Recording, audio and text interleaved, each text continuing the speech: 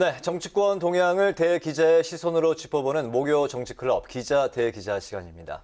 오늘도 최병묵 TV조선 해설위원, 성한용 한겨레신문 선임 기자와 함께하겠습니다. 두 분 어서 오십시오. 어서 오세요. 네, 안녕하세요. 먼저 그 본격적인 내용으로 들어가기 전에 오늘 국회 상황부터 한번 살펴보고 관련 이야기 잠깐 나눠보겠습니다. 민주당이 오늘 그 법사위원장 자리에 박광온 의원을 내정을 했는데요. 그리고 이제 오늘 본회의에서 표결을 하기로 했었는데 야당이 이제 반발을 하면서 박병수 국회의장이 다음 달 7일 본회의에서 이제 표결을 하자 이렇게 이제 미룬 상황인데 그때도 현재 상황으로는 여야 합의 처리가 어렵지 않겠냐 이런 관측이 있는데요. 두 분 의견은 어떻습니까? 그렇죠.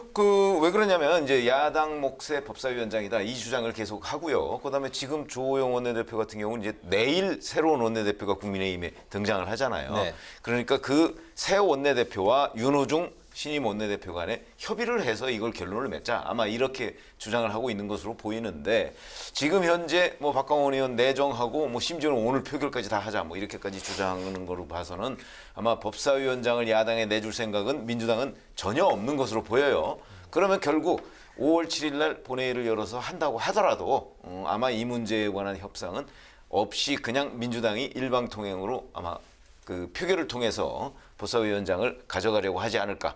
그렇게 된다면 뭐 협상이라는 건 거의 없다. 이렇게 보시는 게 맞을 겁니다. 네, 여야 간의 그 냉랭한 분위기는 뭐 계속 이어지겠네요. 어떻게 보십니까? 그래서 야당 원내대표 뽑히기 전에 법사위원장을 오늘 선출을 해서 기정사실화하려고 민주당에서 하고 싶었던 것 같아요. 그런데 국회의장 입장에서 이제 여당 말만 들을 수는 없고 국회 상임위원장은 본회의장에서 표결을 해야 되거든요. 그래서 그게 가급적 여야가 좀 조정을 해보는 게 좋겠다 이런 입장을 냈습니다. 그래서 아마 5월 7일 날 본회의에서 법사위원장 선출을 못할 수도 있을 겁니다. 왜냐하면 야당 원내대표가 내일 선출이 되면 여야 간에 이제 이 상임위원장 또 지금 국회 부의장 아직도 비어 있죠. 네. 이 문제 국회를 어떻게 좀 정상화할 것인가 이 국민들 앞에 좀 창피한 일이거든요. 그래서 이 협상을 하다 보면은 꼭 뭐 5월 7일 본회의를 꼭 지킬 이유가 없어요. 네. 그래서 이게 어쨌든 박병석 국회의장의 어떤 결정에 따라서 법사위원장 포함해서 국회 정상화 방안을 가지고 여야가 뭐 대화하고 협상하고 타협하고 이렇게 갈 걸로 저는 예상을 합니다. 네. 네, 이제 본격적인 토크 주제로 들어가 보겠습니다. 오늘 성 기자님 발제부터 들어볼까요? 예, 좀 전에 제가 말씀을 벌써 드렸네요. 네. 내일 국민의힘 원내대표 선출하지요. 그래서 앞으로 국민의힘 원내대표 뭐 어느 분이 될지 또 어떤 의미가 있는지 짚어볼 필요가 있을 것 같습니다. 네, 알겠습니다. 관련해서 이제 첫 번째 질문 드리겠습니다. 말씀하신 대로 이제 국민의힘이 내일 새로운 원내대표를 이제 선출하게 되는데 선거가 이제 4파전으로 펼쳐지다 보니까 과반수 투표 후보자가 나오기가 이제 쉽지 않은 상황이고 결국에 결선 투표까지 진행이 될 거다 이제 이런 관측이 나오고 있습니다. 두 분의 예측은 어떤 것이고 또 결국 이 승패를 가를 변수는 어떤 거라고 보시는지 먼저 예. 제가 먼저 해야죠. 성 기자님. 이게 결선은 뭐 간다고 그래요. 4명이나 되기 때문에요. 또 지금 유권자가 101명인가 그럴 겁니다. 네. 그런 거고요.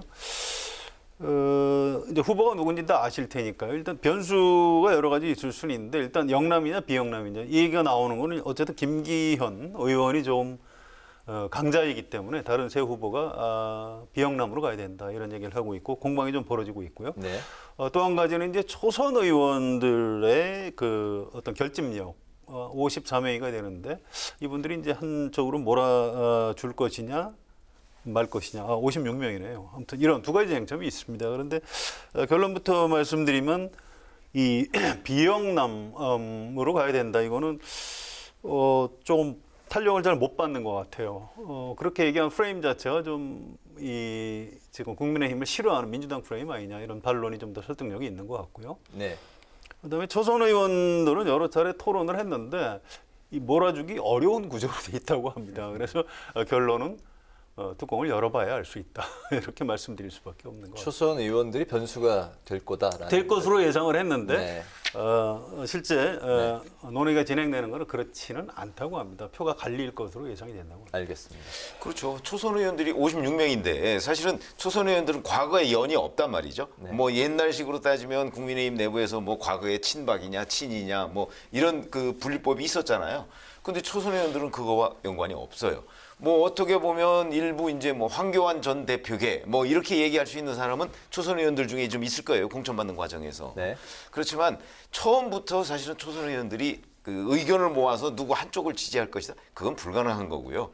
그렇게 따지면 지금 뭐 이제 왜 그 뭐 대표 경선에 나오려고 하는 사람들이 있잖아요. 그런 사람들 입장에서 보면 아마 주호영 원내대표가 강자일 거예요. 대표 경선 쪽에서는. 네. 그렇게 되면 주호영 원내대표로서는 만약에 김기현 영남 출신의 김기현 의원이 될 경우에는 본인의 그 대표 경선에 약간 불리하다 이렇게 네. 판단을 할 가능성이 높거든요. 그렇게 본다면 아마 비영남 출신을 주호영 원내대표가 밀고 있다는 소문이 지금 있어요. 그런데 확인을 할 길은 없죠. 이거 워낙 이제 의원들 개인적으로 벌어지는 일이라 그런 점에 따져 본다면 아마 지금 이제 그렇게 따지면 비영남이 3명이고 영남이 1명이니까 네. 비영남 쪽에 그 주호영 원내대표 쪽은 이제 좀 표를 몰아주려고 할 것이고 이렇게 되고 또 이제 김기현 의원은 김기현 의원 나름대로 또 본인의 그 어떤 그 뭐 인지도 같은 거 이런 것 또는 그 연 같은 걸 활용을 해서 지금 열심히 뛰고는 있는데 그러다 보니까 이제 아마 김기현 의원하고 권성동 의원 정도가 이제 좀 2강이고 네. 그다음에 이제 다른 두 사람은 그 아무래도 조금 그 후발주자 뭐 이러면서 좀 처지는 것 아니냐 뭐 이런 분석도 당내에는 있습니다. 그러나 이제 어느 한 사람이 초반부터 과반을 확보하기는 어려운 것 아니냐 이런 예상은 뭐 일반적으로 하고 있죠. 변수는 네. 그러면은 변수가 역시 초선 의원들이 그래도 네. 과거의 연과 관련이 없기 때문에 그 가장 큰 변수는 역시 초선 의원들의 표심이 상대적으로 어느 쪽에 많이 가느냐 그런 것이 제일 중요하다고 봐요. 알겠습니다. 네, 또 원내대표 경선이 대리전 양상을 보이고 있는 듯한데요. 황교안 전 대표와 서청원 전 의원이 당 의원들에게 전화를 돌리면서 김기현 후보를 좀 지원을 해달라 이렇게 요청을 하고 있다고 하고요. 유승민 전 의원은 유일동 후보를 챙기고 있다는 건데 이거 연결고리가 어떻게 있는 건가요? 그렇죠. 제가 보기에는 황교안 전 대표하고 서청원 의원이 서청원 전 의원이 그렇게 그 지금 김기현 의원의 그 일종의 선거 운동이죠. 네. 그걸 하고 있는 것은 아마도 권성동 의원에 대한 반감 뭐 이런 거 아닐까요? 권성동 의원이 사실은 박근혜 전 대통령 탄핵 때 국회 법사위원장으로서 그 탄핵을 대리했거든요. 네. 이제 그런 관계로 해서 아마 권성동 의원이 원내대표가 되면 박근혜 전 대통령 쪽에 조금이라도 뭐 그 불리하지 않을까 하는 이런 것들 때문에 아마 그 나서는 것으로 보이고요. 네. 뭐 유이동 의원에 대해서 유승민 전 의원이 하는 건 뭐 같은 정당을 했었으니까 아마 그런 정도의 연이 지금 돼 있고 이제 주호영 원내대표 같은 경우는 아까 말씀드렸듯이 바로 그 이제 영남권 출신이 됐을 경우에는 본인한테 좀 불리하다 해서 지금 당내에는 소문이 네. 그 주호영 원내대표가 권성동 의원을 미는 것으로 그렇게 지금 소문이 나 있는 상황입니다. 어제 저희 그 또 그 수요일에 토론회에서는 두 패널 분 두 분 다 권성동 의원이 네. 당 대표로 될 거다 이렇게 관측을 또 원내대표. 원내대표요. 네. 쉽지 않을 했는데. 겁니다. 이 지금 국민의힘 당사가 여의도에 있어요. 제가 이제 점심 먹으러 그 앞으로 왔다 갔다 할 때가 많은데 그 앞에서 매일 농성하는 분들이 있어요. 박근혜 전 대통령 지지하는 분들, 공화당 당원들, 뭐 이른바 뭐 태극기 부대. 네. 말도 못하게 싫어합니다. 지금 심지어 탄핵은 고소하고요. 박근혜 전 대통령 뭐 사면 뭐 이런 거에 대해서도 당내 좀 반대 의견을 낸 의원들이 있는데 그분들 실명을 거론하면서 이 다 내쫓아야 된다면서 민주당 의원들보다 더 심하게 욕을 하고 있어요. 근데 이게 물론 그 국민의힘 당원의 다수는 아닐 겁니다. 그렇지만 그분들이 어쨌든 영향력이 아직도 있는 거예요. 그래서 네. 그런 부분 뭐 무시할 수가 없습니다. 그래서 권성동 의원이 굉장히 뭐 자선 국회의원이고 공천 못 받고 무소속으로 당선돼서 복당했고 뭐 저력이 있는 분인데 그런 탄핵소추 위원장을 했다는 점 하나. 또 하나는 또 하나 약점이 있다면은 그 강원도 국회의원이 별로 없어요. 그래서 지역세가 좀 너무 약하다는 이런 것 때문에 좀 그렇게 쉽지는 않은 상황이다 이렇게들 전망하는 것 같습니다. 알겠습니다. 이제 내일 그 원내대표 경선 결과가 두 분 이제 뭐 말씀하신 대로 차기 당대표 선거 뭐 나아가서 이제 대권 구도에도 이제 영향을 끼칠 것이다 이런 게 관측인데 여기에 이제 최근에 황교안 전 대표 그리고 나경원 전 대표가 다시 이제 등판할 그런 이제 태세를 보이고 있는데요. 나 전 의원은 오늘 그 한 라디오 방송에서 함께 엮지 마라 뭐 이런 입장을 밝혔는데요. 두 분의 이제 행보 또 당내 반응 두 분은 어떻게 보십니까? 이거 좀 다른 것 같아요, 이걸. 일단 황교안 전 대표는 대선 주자를 노리고 지금 움직이는 거고요. 네. 나경원 전 의원은 당장 당대표 경선에 뛰어들지 말 것인지를 지금 검토하는 것 같아요. 그런데 어쨌든 황교안 전 대표하고 같이 가봐야 별로 이미지가 좋을 것 같지 않으니까 약간 차별화를 하는 것 같은데요. 우리가 이제 원내대표 경선 얘기하다가 지금 당대표 내지 대선 주자 경선 얘기 넘어갈 때 약간 조심해야 되는 게 있는데요. 네. 이게 연결되어 있는 게 아닙니다. 유권자가 전혀 달라요. 원내대표 경선은 선거는 의원들이 하는 겁니다. 유권자가 국회의원들 101명이 하는 거고요. 이 당대표는 당원들이 뽑는 거예요.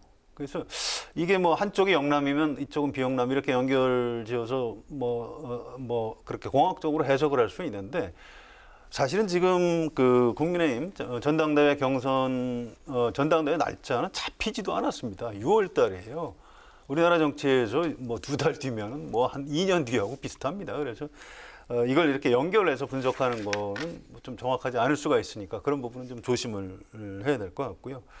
아무튼 황교안 전 대표에 대해서 오늘 윤상현 의원이 너무 그 당내에서 그 황교안 전 대표를 싫어하지 하면 안 된다. 우리 지금 대선 주자 별로 없는데 그런 분들도 다 뛸 수 있도록 기회를 줘야 되는 거 아니냐 이렇게 또 당내에서 옹호론도 나오고 있습니다. 그래서 황교안 전 대표도 뭐 대선 후보 경선에 뛰어들지 않을까 이렇게 예측이 되고요. 뭐 물론 아직 먼 훗날의 얘기긴 합니다만.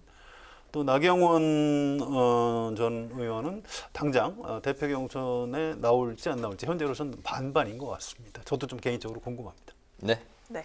그렇죠. 나경원 전 의원이 만약에 대표 경선에 뛰어든다면 그러면 이제 지금 현재 대표 경선에 나오는 사람들이 꽤 있잖아요.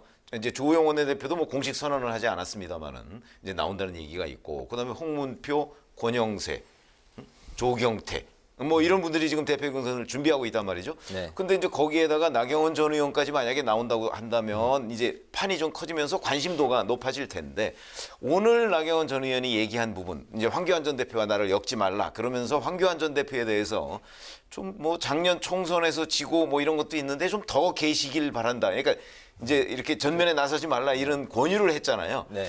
저는 사실은 나경원 전 의원도 작년 총선에서 낙선을 했잖아요. 거기다가 얼마 전에 서울시장 후보 경선에서 또 낙선을 했단 말이죠.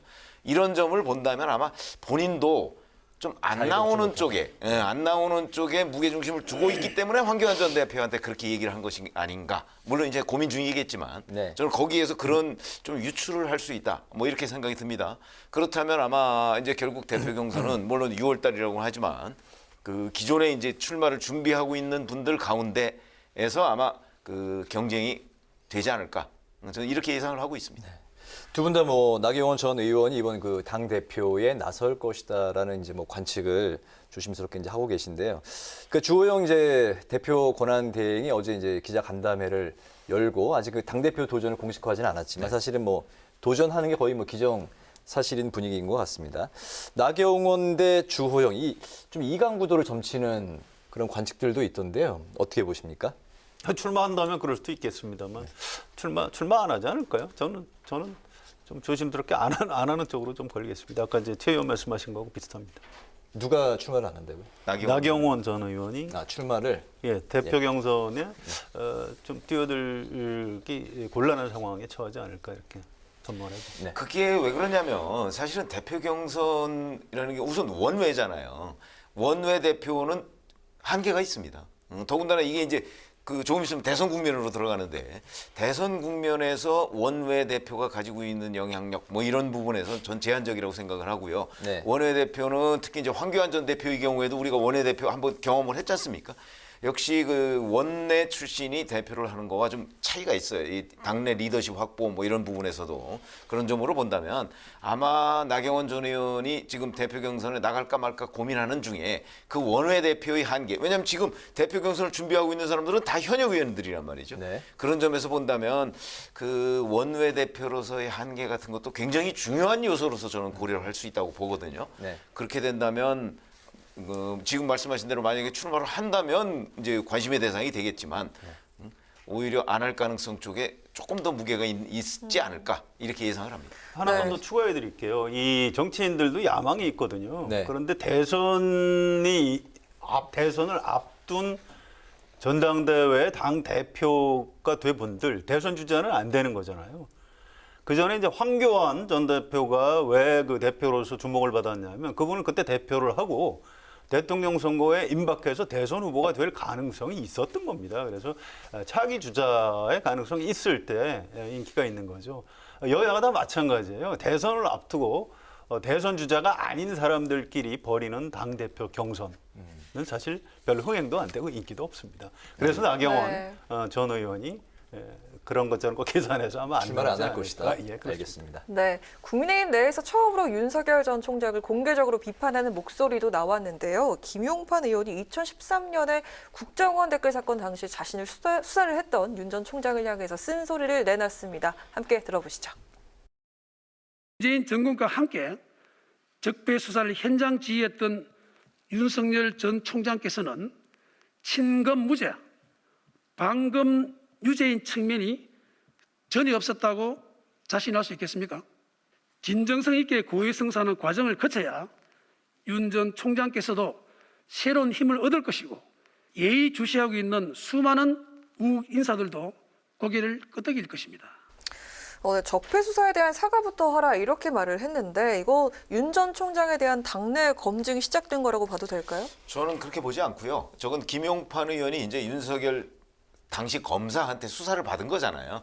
그런데 이제 본인이 대법원까지 가서 무죄가 됐으니까 네. 아마 그런 개인적 감정 부분이 많이 작용한 것 아닌가 이런 생각이 듭니다. 그래서 저런 것들이 만약에 국민의힘의 일반적인 정서다 그러면 윤석열 전 총장과 국민의힘이 연대하기가 쉽지가 않겠죠. 네. 그러나 제가 알기로는 아마 저런 분위기보다는 그거야 뭐 검사로서 할 수밖에 없었던 일 아니냐. 라는 그런 쪽에 당장 정진석 의원이 그런 의견을 냈더군요. 네. 그런 쪽의 의견이 훨씬 더 많을 것으로 봐서 저런 김용판 의원의 뭐 당내 검증 주장 뭐 이런 것이 아마 국민의힘 내에서 대세로 자리 잡기는 굉장히 어려울 것이다. 저는 이렇게 생각합니다. 네. 예, 뭐 저도 비슷한 의견입니다. 그런데 이 검찰을 했던 법조인들 또는 검찰 출신 정치인들 윤석열 전 검찰총장 포함해서 이렇게 김용판 의원 같은 목소리에서 좀 교훈을 얻으셔야 돼요. 검찰에 한번 당하고 나면 이렇게 한이 남습니다. 사실은 그 법원에서 완전히 다 무죄 받았거든요. 김용판 의원 얼마나 억울하면 이런 얘기를 하겠습니까? 이게 뭐 국민의힘 안에서 조직적으로 나오는 목소리는 아니지만 이런 얘기 뭐 사과까지 할 필요는 없겠습니다만 윤석열 전 총장 좀 새겨들을 바는 있는 것 같습니다. 알겠습니다. 네, 다음 이슈로 빨리 넘어가 보도록 하겠습니다. 최 의원님께서 발제 오셨죠? 네, 오늘 이제 내일이 국민의힘 원내대표고, 근데 며칠 뒤에 5월 2일이죠. 민주당의 전당대회가 있습니다. 네. 지금 뭐 전당대회가 워낙 관심을 못 받다 보니까 그런데 며칠 안 남았습니다. 그래서 네. 그 판세가 어떻게 진행되는지 한번 알아보자 이래서 발제를 했습니다. 네, 관련 질문 드리겠습니다. 민주당이 이제 그 차기 지도부를 뽑는 전당대회가 이제 5월 2일에 실시가 되는데 어제부터 이제 내일까지 온라인 투표, 여론조사가 이제 또 실시가 되지 않습니까? 민주당 출범일에 가장 예측하기 어려운 전당대회다 이런 이제 말까지 나오고 있는데 그 이유가 이제 뚜렷한 대세 후보가 없기 때문이 아니냐 뭐 이런 전망이 나오고 있습니다. 어떻게 보십니까? 그렇죠. 지금 현재 송영길, 우원식, 홍영표 의원 세 분이 나왔는데 자, 근데 이 사람들 중에 누가 가장 우세하냐? 지금 누구도 얘기를 할 수가 없는 상황이 돼버렸어요. 초반에는 사실은 홍영표 의원이 조금 그 2강 1중으로 해서 홍영표 의원이 조금 처진다. 뭐 이런 평가들이 당내에 굉장히 많았는데 지금 뭐 막판에 굉장히 기세를 올리고 있다는 또 얘기가 들리거든요. 네. 그런 것으로 본다면 이 셋 중에 지금 누가 대표가 된다고 하더라도 결코 이상하지 않다라고 얘기할 정도로 결과를 예측하기 어렵다고 하는데 그게 지금 앵커께서 말씀하신 대로 대세 후보가 없는 겁니다. 그러니까 이해찬 대표나 그 이낙연 대표가 되는 그 시절에는 대개 누가 될 것이다 이렇게 예측이 있었고 또 그게 다 맞았어요. 근데 지금은 정말 예측 불허의 접전이 진행되고 있다. 이런 평가가 대부분입니다. 네. 대의원이 45%인데요. 대의원 표는 세 사람이 골고루 가져가는 것 같다고 하고요. 문제는 이제 권리당원 표입니다. 권리당원 표는 40%인데 특징이 몰려다닌다고 그래요. 특히 막판 쏠림이 있다고 합니다. 그래서 지금 어떤 흐름 같은 게 좀 잡히는 건 있는데 좀 너무 민감해서 제가 이 자리에서 말씀드리기는 어렵고요. 뚜껑을 열어봐야 알 수 있을 것 같습니다. 알겠습니다. 네, 민주당 전당대회가 흥행 부진을 면치 못하고 있는데 3일 뒤면 선출될 민주당 차기 지도부 최우선 과제가 뭐라고 생각하시는지 듣고 싶습니다. 최우선 과제는요. 지금 부동산 정책, 이른바 종부세에 대해서 정부 여당 당정회의에서 아직 가닥을 못 잡고 있죠. 이거는 민주당의 새 대표가 선출되는 대로 이분이 해결해야 되는 최우선 과제고요. 대표의 가장 기본적인 과제는 대선 후보 경선 관리입니다. 민주당의 대선 후보를 어떤 일정 또 어떤 절차에 따라서 잘 뽑아서 이른바 정권 재창출을 할 것이냐. 이제 이런 것들이 기본 과제가 되겠죠. 네. 그렇죠. 종합적으로 얘기하면 사실은 이제 뭐 부분적으로 얘기하면 지금 저렇게 말씀하실 수 있는데 종합적으로 보면 저는 민심과의 거리를 좁히는 여러 가지 대책 뭐 이렇게 그 말씀을 드리고 싶어요. 그게 이제 부동산 대책도 하나 있지만 사실은 뭐 검찰 개혁이다, 언론 개혁이다 뭐 이런 얘기를 윤호중 신임 원내대표가 했단 말이죠. 그런데 그런 부분이 과연 최우선 과제냐 하는 부분에 대해서 저는 그 민심은 꼭 그렇지 않을 것이다 이런 생각이 들거든요. 더군다나 이번 서울시장, 부산시장 보궐선거에서도 민심과 민주당이 얼마나 거리가 있었는가 그거를 저는 확인했다고 봐요.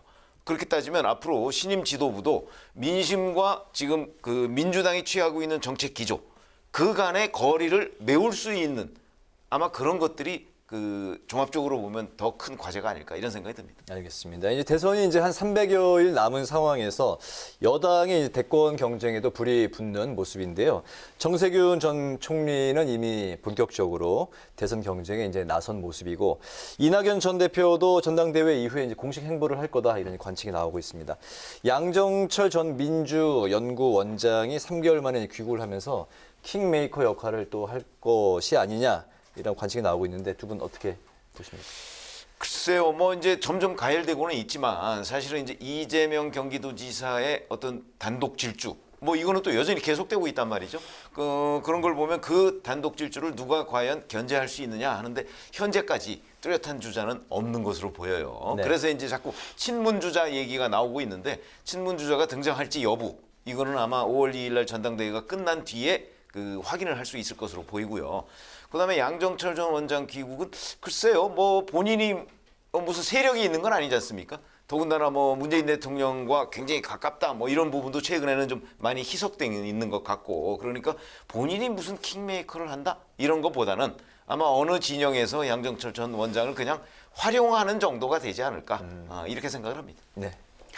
저는 우리 언론에서 양정철 전 원장 기사 좀 그만 썼으면 좋겠어요. 이분이 이렇게 언론의 미움을 받는 이유가 있습니다. 노무현 정부 마지막에 이른바 그 기자실 폐쇄 사건이 있었습니다. 기자실을 대못질했다 네. 이렇게.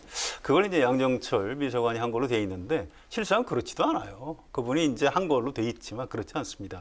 그걸 다 공개할 수는 없고 아니 양정철 전 원장이 무슨 대선에 킹메이커를 하겠습니까? 그럴 리가 없는 겁니다. 이분이 문재인 대통령의 마음을 좀 잘 읽을 수 있다, 생각을 읽을 수 있다 이런 점은 있겠지만 아니, 양정철 전 원장이 누구 편든다고 그 사람이 대선 후보 되겠습니까? 제발 좀 그런 기사 안 썼으면 좋겠습니다. 알겠습니다. 네, 한 줄 논평 짧게 들어보도록 하겠습니다. 먼저 송 기자님. 예, 아까 이제 법사위원장 얘기를 했는데 좀 암담합니다. 이게 아마 쉽지 않을 것 같아요. 저는 정치에서 완승이나 완패가 없다고 생각을 해요. 그래서 여야가 조금씩 양보를 해서 국회 본회의장에서 법사위원장도 선출을 하고 지금 비어있는 공석이 국회 부의장 또 제발 선출을 했으면 좋겠다 이런 생각에서 오늘 논평 양보와 타협으로 국회 정상화해야라고 하겠습니다. 네, 국회 정상화. 네. 네, 보궐선거 이후에 사실은 여야 모두 뭐 쇄신을 외치고 있죠. 그런데 현실적으로 그 지금 뭐 큰 선거를 앞두고 있는 건 아니니까. 그러니까 아마 쇄신이 쉽지는 않을 것이다. 이런 식으로 보면 현실적으로는 뭐 지금 도로 친문당이냐, 도로 한국당이냐 이런 얘기들이 많잖아요. 네. 그래서 저는 도로라는 소리만 안 들어도 쇄신이다. 이걸 오늘 한 줄 논평으로 하겠습니다. 네. 오늘 목요 정치클럽 기자 대기자는 여야의 당권 경쟁 상황 그리고 향후 대선 전국까지 살펴봤습니다. 지금까지 성환영 한겨레신문 선임기자, 최병목 TV조선 해설위원과 함께했습니다. 두 분 말씀 고맙습니다. 고맙습니다.